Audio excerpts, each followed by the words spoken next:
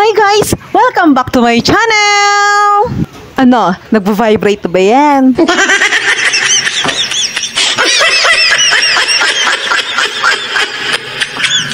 Nagda-dragging na ba yung motor mo? Aba, solusyonan natin yan guys. Pero bago yan, gusto kong ipaalam sa inyo na dito sa mga videos na ini-upload ko, dagdag, alam mo na, makakatipid ka pa. Bakit? Dahil di mo na kailangang pagawa sa iba. Dahil ikaw mismo ay kaya mo na. So ayan, kung ganyan nga po guys ang nararanasan na ninyo, malamang kailangan natin yung CVT cleaning yan, okay? So ano nga ba muna yung CVT cleaning guys? Ano ba yung CVT na yon? Or Continuously Variable Transmission. Ito po yung guys, yung paglilinis natin at papanatiling malinis ng lahat ng parte ng nasa gilid ng ating mga motor. Kadalasan nagiging problema to guys ng mga scooters or mga automatic na mga motor, okay? Kapag napanatili nating malinis yung gilid ng ating mga motor guys, sigurado akong iwas dragging yon. Maliban dun guys, medyo tatagal din yung buhay ng mga panggilid natin, okay? Yung mga piyasa natin, ganon. Tapos, syempre, safe ang ating biyahe lagi, ano?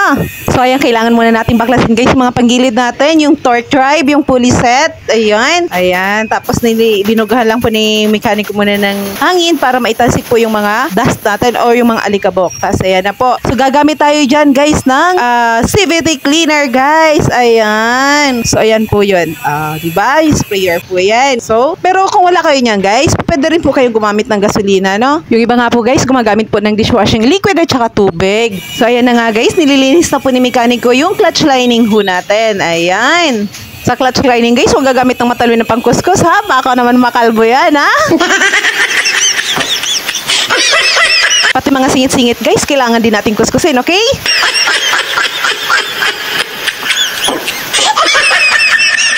Yan ang pagkatatanda sa paglilinis. So ngayon, clutch bell naman po guys ang hinuhugasan ni mekaniko. Ayan. So, kuskus din po yan. Kuskus dito, kuskus doon. Ganon. Guys, tingnan nyo rin po pala kung siya ay kulay talong na.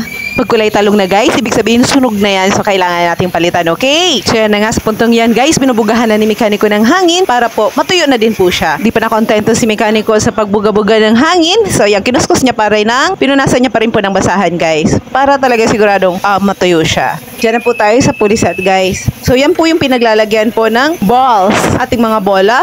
Pulley ball or roller weight. Bahala kayo kung anong tawag yun dyan. Ang daming singit-singit na guys. Siya nga po pala guys, pag sa CVT cleaning, dalawang bagay lang po ang kailangan yung pakatatandaan or kailangan yung matutunan kung paano mag-disassemble at saka paano mag-assemble po ng mga parte sa gilid ng ating mga motor, okay? So ayan, sa mga magtatanong kung ano yung ginagamit dyan ni mekaniko po guys, ayan po siya, ayan po yung panglinis na yan. So ayan, maglilinis na po tayo ngayon ng dry face guide. Yan po yun, yung kapartner ng pulley natin, ano? Ayan. Maganda rin po guys yung kubi, ano? Mabilis lang po siya magtanggal ng dumi. Pero syempre, medyo mahal po siya. Kung ayan, tingnan nyo po, diba? Bilis lang po. Kung medyo gusto nyo ng tipid-tipid ng kaunti, pwede po kayong gumamit guys ng gasolina, diba? Gaya ng sabi ko sa inyo. So ngayon sa bushing naman po tayo ng torque drive guys. So ayan, kung mapapansin nyo po, diba? Kahit maliliit na pyesa, dyan sa gilid ng motor, talagang kailangan nating linisin, di ba po? Ayan siya. Tapos isusunod na po natin guys yung back plate, no? Kung saan yung mga slider piece ay dun siya nakakabit. So guys, pagka medyo maluwag, ayan yung slider piece po na tinatanggal ni mekaniko. 3 piraso po yan. So pagka minsan, nagiging kausa din po yan para maingay po yung gilid natin pagka medyo maluwag na po yung slider piece. Kaya pagka ganun man po, kailangan na po natin palitan po yun, okay? So ayan, nililinis pa rin po siya ni mekaniko. Backplate naman po guys ang tawag yan sa hawak na yan ni mekaniko, okay? Tapos isusunod na po natin yung sa paglilinis na ng slider piece, okay? At ito po ang itsura ng slider piece na sinasabi ko guys, okay? Sunod po natin yung lilinisin guys ay yung center spring. Ayan, medyo malaking spring po siya. So bali sa panggilid guys, dalawang klase po yung spring. Yung isang may mga liliit po, 3 piraso yun. Yun po yung clutch spring. Samantalang yung hawak ng mekaniko po, yan po yung center spring, okay? Hindi naman po kayo malilito dyan, okay po? Sunod na po natin yung sa may torque drive po guys, no? So tatanggalin lang po natin yung torque drive cup or minsan tinatawag po siyang collar seal. Yan po yung tinatanggal ni mekaniko po guys, na. Ayan, tapos lilinisin niya din po yan. So, di ba? Ganyan lang po yan kabilis. Parang naghuhugas ka lang po ng pinggan. O, di ba? Basic na basic yan sa inyo, guys. Okay. Tapos, kakalis-kalasin pa po natin, guys, yung mga natitira pa nating mga parte ng ating torque drive. So, yung tinatanggal na yan, mekaniko, ay grasa po yan, guys. Yung lumang grasa po na natuyo na diyan sa ating torque drive. So, mamaya, papalitan po natin yan ng pampadulas. Okay.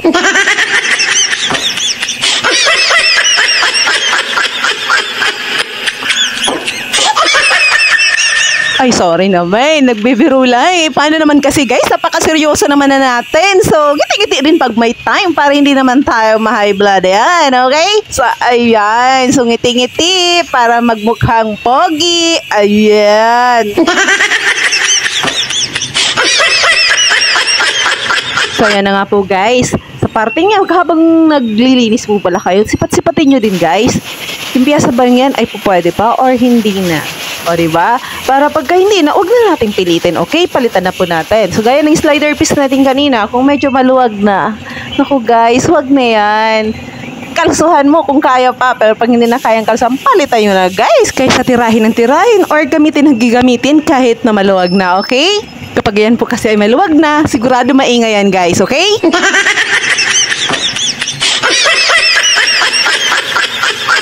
So, ganyan po yun. So, kalimbawa, yung fan belt, palitin ha. Huwag nang pilitin pang ikabit, guys, no? Palitan na po natin yan. Medyo magastos man kung halimbawa man, kesa naman po, magsisi tayo sa bandang uli. Gusto nyo bang magtulak ng motor? O gusto nyo bang bigla na lang madisgrasya? Huwag naman sana, diba? So, ganun po yun, guys. So, yan po ay isang purpose din sa paglilinis ng ating mga gilid, okay? Para ma-check po ko lang yung mga palitin. Alam ko naman, guys, na hindi nyo gugustuhin ang tumirek na lang bigla. Lalo na pagka nasa alanganing lugar, hindi ba? So, ayan na nga po guys, patapos na si mekaniko sa paglilinis ng ating torque drive. So, sa ngayon, maglilinis naman po tayo ng ating crankcase. Alin yung crankcase dyan guys? Ayan, yan po yung nalalagyan ng mga piyesa natin na panggilid. Yan po yung kaha niya po yan. Yan po yung crankcase kung tawagin natin. Ayan, ganda sana ng sprayer guys, no? Kasi mabilis talaga makatanggal ng dumi. Kaya lang po, kakapusin tayo sa isang bote. Parang kukulangin tayo. So, kukuha tayo ng gas pag ito naubos na po, no? Ayan, alanganin, dami kasing parte niya eh. Kaya kung sabi ko nga sa inyo, kung medyo nakaka-LL tayo or medyo nakakaluwag-luwag, kaya naman ang bulsa natin, bili tayo ng ganyan guys. Pero kung medyo alanganin sa budget, pwede naman po gas. Kasi magkano lang naman po yung sabihin natin 1 litro, halimbawa yung gagamitin ni mekaniko guys, magkano lang po yung compare po sa 150. Halimbawa, na presyo ng ganyan. So, sabihin natin 2 ganyan, o sa magkano yan? 300 na po, di ba guys? Talang yung litrong gas, ikaunti lang, magkano lang naman yun. Or kung gusto nyo ng mas tipid pa, mayroon pa tayong solution dyan guys. Yung gaya ng ginagamit ng iba, dishwashing liquid at tubig lang. So, yan. Ayan po sa puntong yan guys, pinapatuyo na lang po ni mekaniko yung ating ginamit na panlinis diyan sa gilid ng o dyan mismo sa ating crankcase. So, yan. So, pagka nalinis na po yung crankcase natin guys, isabay na din po natin yung cover po, yung crankcase cover natin. Ano? Okay? Yan. Linis-linis na lang din po. Malapit naman na tayo guys, no? Pinakita ko lang po talaga sa inyo kung paano yung step by step na paglilinis ng ating panggilid. Madalas talaga kasi issue yan guys ng mga scooters natin. Dati okay lang yung mga pero ngayon kailangan nililinis lagi. Lalo na ngayon nauuso talaga yung mga CVT na yan guys. Ang dami kasing lumalabas sa mga scooters ng motor ngayon guys, diba? So bibihira na yung mga, may bumibili pa naman yung mga underbow nating pero kadalasan naka-scooters po. Kung mapapansin nyo, madaming lumalabas sa mga iba-ibang model gaya niyan. Ayan, ADV 150, diba? So meron na namang bago gayon, ADV 160, mga ganun guys. Basta ang daming klase ng scooters po. Ayan, mapuporma, diba? Yung mga NMAX natin. Pero lahat yan dadaan sa mga ganyang pagsi-CVT cleaning. So ayan na guys, mag-a-assemble na ho tayo, no? So tingnan nyo na lang po kung paano ina-assemble natin yung mga panggilid. Ayan, yung torque drive po, binubuo na po natin. So syempre, kailangan natin ng pampadulas. Gaya ng sabi ko kanina, grasa guys.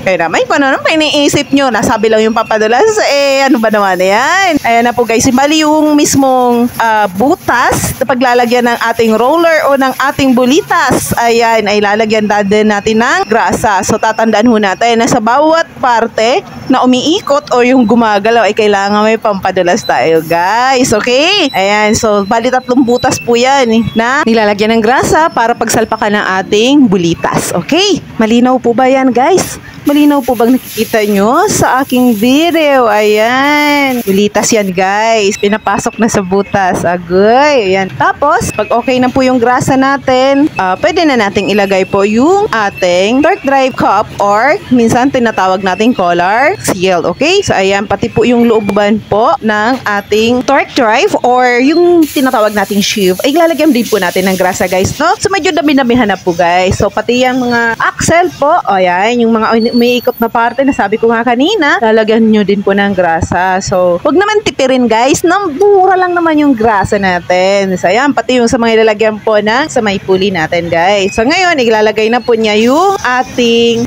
cup or torque drive cup or collar seal. Ayan na guys. So, tapos ilalagay niya yung clutch spring, pati na po yung ating clutch lining. Ayan na guys. Tapos, isasarada na po yan ni mekaniko. Ay, nakita nyo, kasama ang paa.